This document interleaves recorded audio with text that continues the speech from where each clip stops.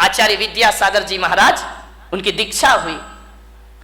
महाराज अजमेर में थे, नई नई दीक्षार्थी थे, नई नई दीक्षा हुई थी।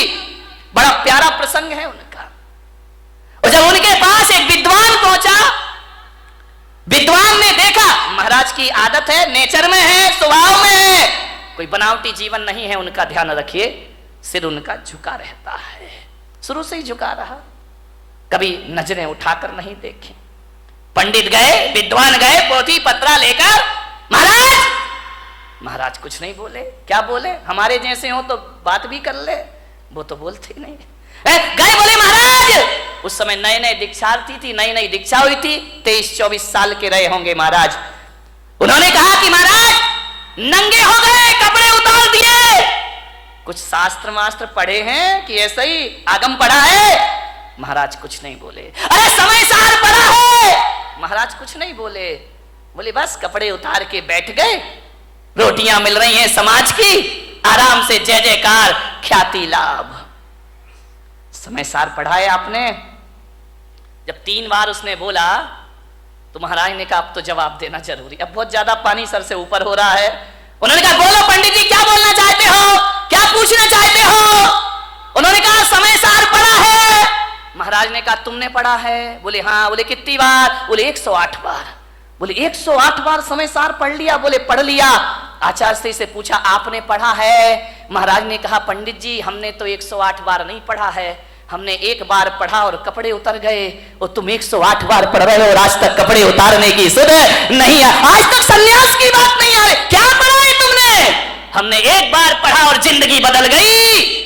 तुम जिंदगी भर पढ़ते हो और तुम्हारे जीवन में कोई परिवर्तन नहीं हुआ करता है। ध्यान रखिए, संन्यास झटके में होता है।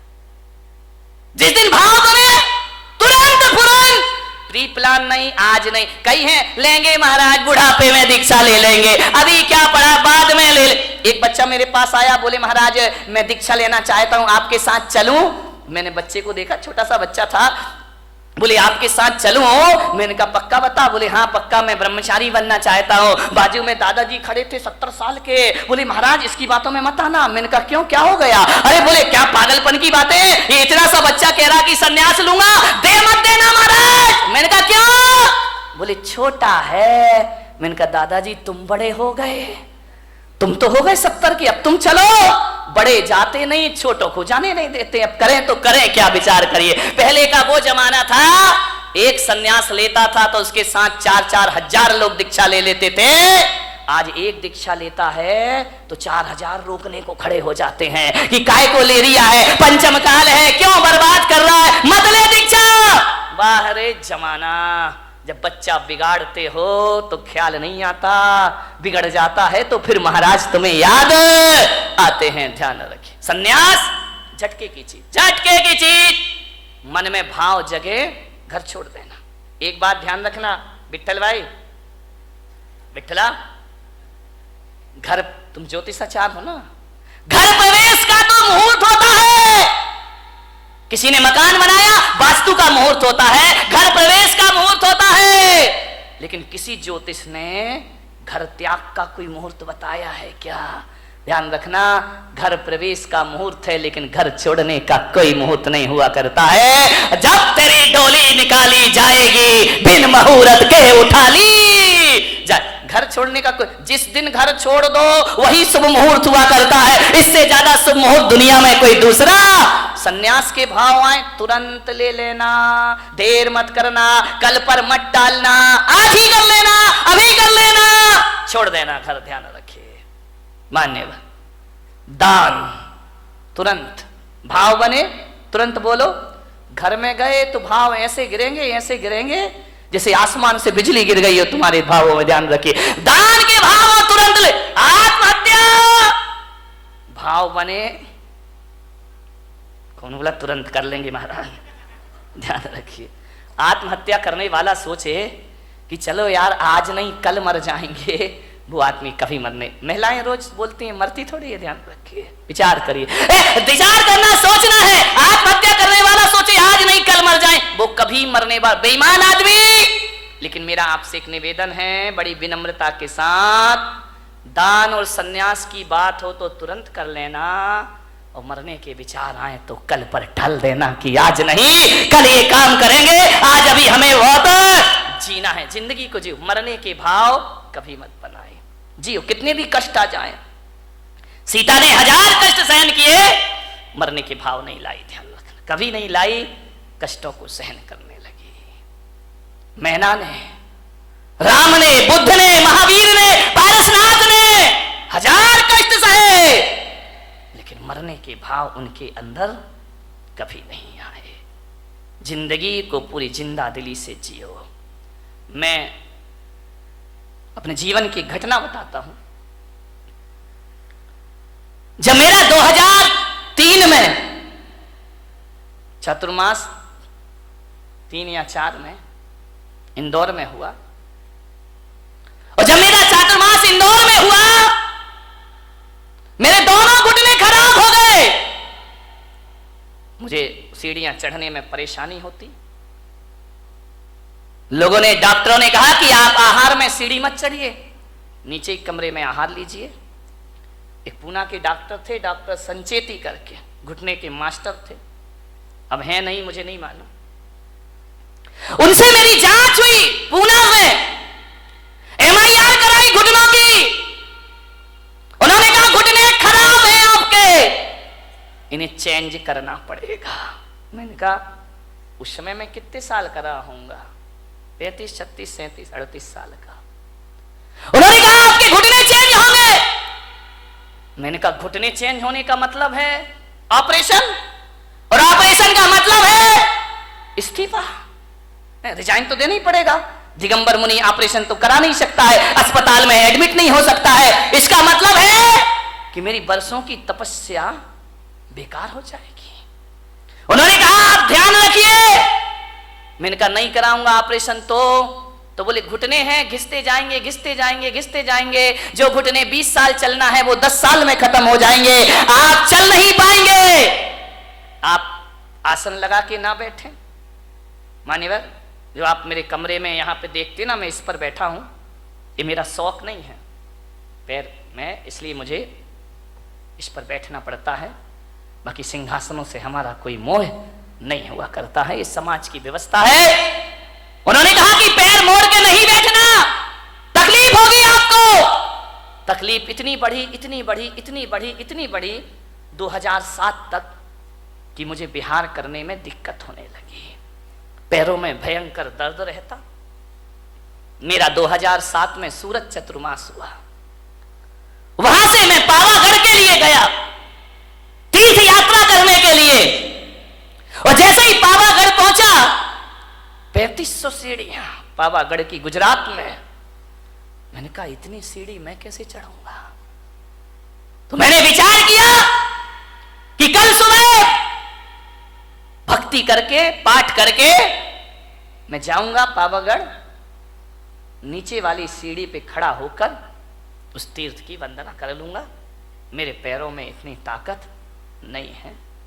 मैं गया, जैसे ही गया पहली सीढ़ी चढ़ा, मेरे भीतर से मन ने कहा जब लौटना नीचे ही से है तो 2 सीढ़ी और चढ़ लो, 3 और चढ़ लो, 10 चढ़ लो, जितनी चढ़ सको उतनी चढ़ो, वंदना का पुण्य अपने आप को प्राप्त होगा। मैं धीरे धीरे 10 सीढ़ी, 20 सीढ़ी, 25 सीढ़ी चढ़ा। यहां तक तो मैं चढ़ ही सकता था। मैं चढ़ा, मैंने कहा जहां तक बनेगा मैं चलूंगा। मैं गया, मैंने क्या देखा, एक छोटी सी बच्ची हाथ में चावल लिए, 5-6 साल की बालिका होगी, वो मेरे आगे आगे चल रही। मैं खड़ा हो गया। बच्ची ने कहा आओ महाराज। रुक क्यों गए?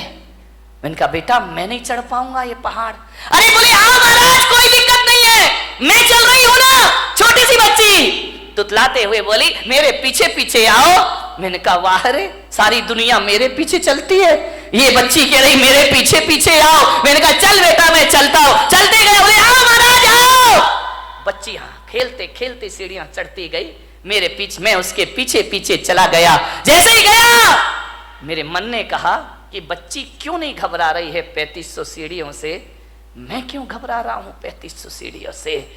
मैंने सोचा, चिंतन करते रहा, चढ़ते चढ़ते मैंने कहा मैं क्यों भयभीत हूं और ये क्यों भयभीत नहीं है? मैंने कहा शायद मैं इसलिए डर रहा हूं कि मुझे मालूम है 3500 सीढ़ियां चढ़ना है और इस बच्ची को नहीं मालूम है कितनी सीढ़ियां चढ़ना है। ये जो भय है, ये डर है, मेरी सोच का डर है, मेरे शरीर का डर नहीं है।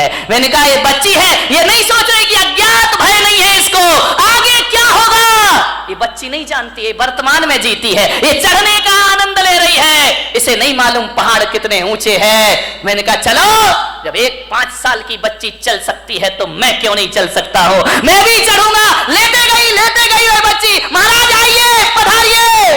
छोटी सी बच्ची, मैंने माँ बाप से कहा इसे गोद में ले लो, बोली नहीं मैं पैदल चलूंगी। महाराज पैदल चल रहे हैं, 5 साल की बच्ची, मैं भी पैदल चलूंगी। अरे मैंने कहा बच्ची तू मुझे देख के पैदल चल रही है और मैं तुझे देख के पैदल चल रहा हूं, आप दोनों एक दूसरे को देखे चलते गए। चल, आपको विश्वास नहीं होगा, 2 घंटे में मैंने और बच्ची ने 3500 सीढ़ियां चढ़ ली उन पहाड़ की।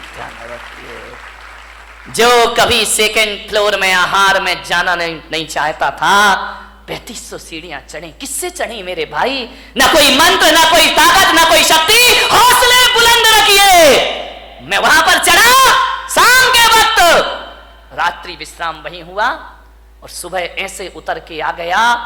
वो दिन है और आज का दिन है, मेरे घुटनों का दर्द कहां है मुझे पता ही नहीं है, कोई दर्द नहीं है। ये बात अलग है कि दोनों हड्डियों के बीच का गैप कम हो गया, लेकिन आज भी भाई साहब मैं अपने हौसलों के दम पर 20-30 किलोमीटर भी चलने की ताकत अपने अंदर रखा करता हूं। किससे जी जाती है जिंदगी? हौसलों से जी जाती है, ध्यान रखना। पंखों से उड़ान नहीं होती है, परिंदा हौसलों से आकाश उड़ा करता है। ध्यान, हौसले बुलंद रखिए, नर्वस मत होइए अपनी जिंदगी में। कितना भी कुछ लुट जाए, कितना भी कुछ चला जाए, हौसले बुलंद रखिए। गुजरात के भूकंप में 8-8 दिन के बाद दबे हैं लोग, तो भी जिंदा निकल आते हैं। ध्यान रखिए, जो जिंदा निकल आते हैं वो फिर से अपनी दुनिया बसा लिया करते हैं मेरे भाई। एडमंड हिलेरी का नाम सुना होगा। 1952 में वो एवरेस्ट की चोटी पर चढ़ने को तैयार हुआ, चढ़ा, असफल हुआ, गिरा, सफलता प्राप्त नहीं हुई, निराश नहीं हुआ, फिर चढ़ूंगा, फिर करूंगा, फिर लड़ूंगा जिंदगी से, देखता हूं जिंदगी कितना मुझे परास्त करती है। एक जगह लंदन में किसी सभा में उन्हें आमंत्रित किया गया, दीप प्रज्वलन उनसे कराया गया। सभा में वो आमंत्रित हुए और जहां पर वे पहुंचे स्टेज पर, वहां हिमालय का एक चित्र लगा हुआ था। उस हिमालय को चित्र देखकर हिलेरी ने अपनी मुट्ठियां बांध ली। जब जब हिमालय का ख्याल आता उसने मुट्ठियां बांध ली कि तू क्या सोचता है कि तू जीतेगा, मैं हारूंगा? नहीं, देखना, एक बात याद रख हिमालय पर्वत, एक बात याद रखना, तू बड़ा नहीं हो सकता, मेरे हौसले हर बार बड़े होंगे। ध्यान रखना, मैं एक दिन जरूर तेरी चोटी पर पहुंचूंगा, तू तो उतना का उतना ही रहेगा, इससे बड़ा तो नहीं हो सकता, तेरी चोटी इससे ज्यादा ऊपर तो नहीं जा सकती है, लेकिन मैं, मेरे हौसले, मेरे जज्बात इससे ज्यादा ऊपर जा सकते हैं। और 29 मई 1953 को उसने हौसले में वो जान भरी कि एवरेस्ट की चोटी पर पहुंचने वाला पहले व्यक्ति का खिताब उसने प्राप्त कर लिया। मेरे भाई, आप क्या सोचते हैं कि हाथ पैरों से कुछ होता है? जिंदगी हौसलों से चला करती है।